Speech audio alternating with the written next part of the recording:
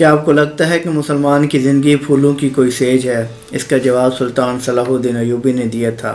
جب آپ مصر کے گورنر بن کر تشریف لاتے ہیں تو گورنر کے شایان شان ایک استقبالیہ مراتبہ دیا گیا۔ اس روابی شہنائیاں اور اداری کے دونوں طرف اس دور کی خوبرائیں حسینائیں دو شیزائیں ہاتھوں میں پھول کی پتیاں لیے کھڑی تھیں۔ جب سلطان صلاح الدین ایوبی داخل ہوئے، پھولوں کی پتیاں نشاور کی گئیں تو سلطان صلاح الدین ایوبی نے اپنے قدم روک لیے۔ آپ کا چہرہ غضبناک ہو گیا اور آپ نے فرمایا کہ کیا یہ تم سمجھتے ہو کہ سلطان صلاح الدین ایوبی کلیاں مسلنے آیا ہے؟ سلطان صلاح الدین ایوبی کلیاں مسلنے نہیں آیا۔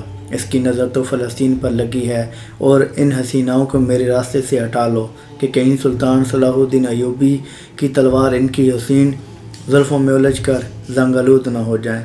اور تم یہ سمجھتے ہو کہ مسلمانوں کی زندگی کوئی پھولوں کی سیج ہے؟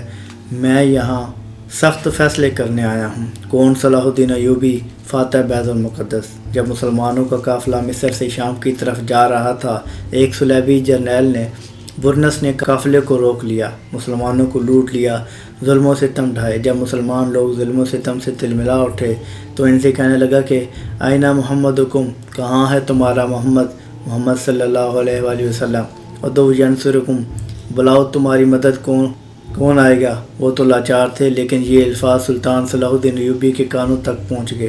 سلطان صلاح الدین ایوبی نے اللہ سے دعا کی تھی کہ اللہ، میں تجھ سے دعا مانگتا ہوں مجھے تب تک موت نہ آئے جب تک میں برنس کو جواب نہ دے لوں۔ اور 2 سال سے سلطان صلاح الدین ایوبی کمر سیدھی کر کے نہیں سو پائے۔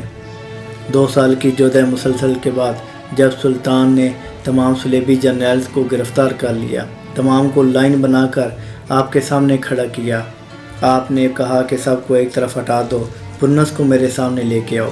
برنس آپ کے سامنے آیا تو آپ کے چہرے پر شعلے، آنکھوں میں انگارے اتر آئے۔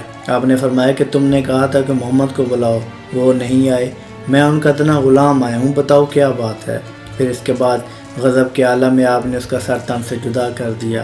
تیغ بیر عزت دین و اسبس، مقصد حفظ و آئین و استبس۔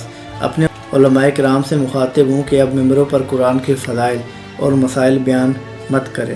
اب وہ اسلام کے نوجوانوں کو وہ بتائیں جس کے دامن میں بدر و حنین، احد اور خندق شامل ہیں، جن میں حضور خود بنفس نفیس شامل ہیں۔ اقبال کہتے ہیں، یہ حکمت ملکوتی، یہ علم لاہوتی، حرم کے درد کے درمان نہیں تو کچھ بھی نہیں۔ یہ ذکر نیم شبی، یہ مراقبہ، یہ سرور، تیری خودی کے نیگبان نہیں تو کچھ بھی نہیں۔ یہ راتوں کو اٹھ کے تیرے ذکر کرنے، یہ تیری تہجد، یہ تیری نمازیں، یہ تمام ذکر تیری خودی کے نیگبان نہیں تو کچھ بھی نہیں۔ اور خود نے کہہ بھی دیا، لا الہ تو کیا حاصل، تو نگاہ مسلمان نہیں تو کچھ بھی نہیں۔ اور امام کی تعریف اقبال نے فرمائی تھی کہ تو نے پوچھی ہے امامت کی حقیقت مجھ سے، حق تجھے میری طرح صاحب اصرار کرے۔ ہے وہی تیرے زمانے کا امام برحق جو تجھے حاضر و موجود سے بیزار کرے، موت کے آئینے میں دکھا کر تجھے رخ دوست زندگی تیرے لیے اور بھی دشوار کرے، اور دے کر احساسی زیاں تیرا لہو گرما دے، فکر کی سلام چڑھا کے تجھے تلوار کرے۔ اور فتنہ ابن لطیف بیضا ہے امامت اس کی جو مسلمان کو سلاطین کا پرستار کرے، کیونکہ نکل کر صراع سے جس نے روما کی سلطنت کو لڑ دیا تھا، سنا ہے میں نے کرسیوں سے وہ شیر پھر ہوشیار ہوگا۔ انشاءاللہ اللہ مسلمانوں کو کھویا ہوا وقار دوبارہ عطا کرے اور ہمیں زندگی میں اتنی مہلت دے کہ ہم مسلمانوں کو وہ عروج دوبارہ دیکھ سکیں۔ سلام پہنچے۔